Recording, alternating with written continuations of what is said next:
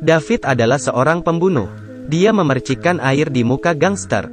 Saat si gangster ingin marah, hanya terlihat muka David yang tersenyum aneh. Langsung keluar roda darah di matanya. Gangster langsung terhipnotis. David mengatakan pada gangster, ingin tahu rasa tawon menyengat orang, dan kemudian mengeluarkan dari kantong botol yang penuh dengan tawon. Membuka tutup botol, tawon yang tak terhitung jumlahnya terbang ke gangster. Di bawah tatapan David, gangster itu terjatuh dan mati terserang tawon. Ini adalah cara David membunuh orang. Membunuh dengan tatapan matanya. Ketika polisi mengecek CCTV, tidak ada tawon di tempat kejadian. Hanya gangster yang menggila. Polisi wanita ini merasa sangat aneh. Pada saat ini, David berbalik dan tersenyum jahat. Seperti mengatakan orang ini dibunuh olehku. Apa yang bisa kamu perbuat dengan saya? Datang tangkap saya saja. Hari ini target David adalah bapak tua ini. David berjalan mendekati dan berkata pada bapak tua itu, ini adalah rokok kebahagiaan. Jika menghisap rokok ini akan masuk ke surga. Bapak tua ini tidak percaya dan menghisapnya. Kemudian dia mengambil botol air dan minum. Detik berikutnya melihat botol air berisi puntung rokok. Kemudian bapak tua itu mengalami serangan jantung, terjatuh dan mati. Beberapa hari lalu bapak tua ini mengganggu istri orang. Jadi ada yang meminta David untuk membunuhnya. Semua tempat kematian yang aneh ini, selalu ada David di sana. Meskipun tidak ada bukti David adalah pembunuh, tetapi polisi juga membawa David ke ruang interogasi. Di saat polisi wanita ini menanyakannya, mata David berubah menjadi merah lagi. Langsung keluar roda darah di matanya. Polisi wanita ini melihat David berubah menjadi pemuda yang mati karena kesalahannya. Polisi wanita itu merasa sangat bersalah, mulai gugup. Lalu David berkata, ada serangga yang merayap di tanganmu. Polisi wanita itu mengangkat lengan bajunya dan memang ada seekor serangga. Kak Nana yang di sebelah tidak melihat apapun. Kemudian David menjilat lengan polisi wanita itu, dan mengatakan dia sudah boleh pergi bukan? Padahal polisi tahu, David adalah pembunuhnya, tetapi tidak ada bukti sehingga melepaskannya. Malam hari saat polisi wanita itu pulang, lengan yang dijilat David berubah menjadi muka pemuda yang tidak bersalah itu. Pemuda itu mengatakan, saya tidak bersalah. Saya mati dibunuh. Polisi wanita merasa sangat bersalah. Kemudian mengambil pisau dan memotong lengannya. David membunuh polisi wanita ini dikarenakan permintaan seorang polisi pria. Karena pemuda yang dipersalahkan itu adalah putra polisi pria itu. Nana minum alkohol sendirian.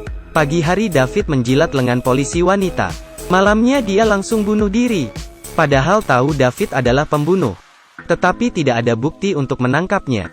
Dia hanya bisa minum alkohol agar tidak sedih. Nana yang mabuk berencana pulang rumah. Tiba-tiba David muncul di belakangnya. Dia memperlihatkan roda darah di matanya pada Nana, dan menusuk Nana dengan pisau. Tetapi Nana malah tidak terluka. Nana mengambil pisau itu, dan melihat itu hanya sebuah pisau mainan. Ternyata Nana bisa kebal terhadap mata roda darah David. Tidak terhipnotis. Sangat mengejutkan David. Masih belum ada yang tidak terhipnotis olehnya. Nana adalah pengecualian. David sangat tertarik. Akhirnya ketemu lawan. Dia mengatakan pada Nana dia masih akan terus membunuh. Hanya kamu yang bisa menghentikanku. Datanglah membunuhku. Setelah itu dia memberi Nana alamat rumahnya. Ternyata orang jenius dan orang gila selalu sama. Orang begini selalu tidak normal.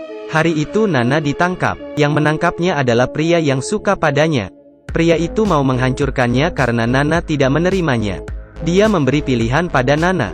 Di depannya ada 2 buah telepon. Yang pertama bom rumah sakit. Yang kedua bom taman kanak-kanak. Jika tidak memilih, maka keduanya akan meledak. Pria ini melakukan ini karena ingin melihat Nana putus asa. Saat Nana tidak tahu bagaimana, David tiba-tiba keluar, membuat pria itu merasa bahaya. Dia mengambil pisau ingin menusuk David, tetapi sama sekali tidak dapat menyakiti David. David memegang tangannya, langsung keluar roda darah di matanya. Dari pandangan pria itu, tangan David berubah menjadi paku. Kemudian melempar ke arahnya. Pisau pria itu jatuh ke lantai. Tangannya terpaku di dinding. Ketika pria itu hampir mati dalam ilusinya, Nana menyuruh David jangan membunuh lagi. Tetapi David malah berkata, jika kamu ingin menghentikan saya, maka bunuhlah saya. Nana terdiam sejenak, kemudian mengambil pisau di lantai. langsung menusuk David. Ilusi pria itu pun hilang. Setelah itu, Nana memukul pria itu, dan memborgol tangannya di pipa. Kedua ponsel untuk pengeboman juga dirusaki Nana. Pria itu berkata pada Nana walaupun tidak ada ponsel, bom juga akan meledak dalam 10 menit. Dalam keadaan darurat, Nana menyuruh polisi lain pergi ke taman kanak-kanak, dan dia sendiri berlari ke rumah sakit. Nana menemukan bom di ruangan. Dia mengambil bom itu dan berlari ke atas. Pada saat ini pria itu merusakkan pipa, berlari ke telepon dan menekan telepon dengan lidahnya, agar meledakkan bom. Untung saja Nana sudah membawa bom tersebut ke atas gedung. Bom meledak di atas gedung. Tidak ada yang terluka. Kemudian pria itu menekan telepon pengeboman taman kanak-kanak lagi. David yang terluka pun datang. Kemudian menghinoptis pria itu lagi. Bom itu tiba-tiba berada di bawah kaki pria itu. David menelepon nomor bom itu. Kemudian muncul ilusi yang ada di pikirannya. Pria itu mati di ilusi pengebomannya sendiri. Bahayanya sudah berakhir. Nana keluar dari rumah sakit. Ketemu dengan David lagi. Nana tidak mengerti kenapa David mau menolongnya. David mengatakan, jika kamu mati, tidak ada yang dapat membunuhku lagi di dunia ini. Nana berkata padanya suatu hari pasti akan tertangkap. David dengan senyum berkata, jika mau mati harus mati di tanganmu.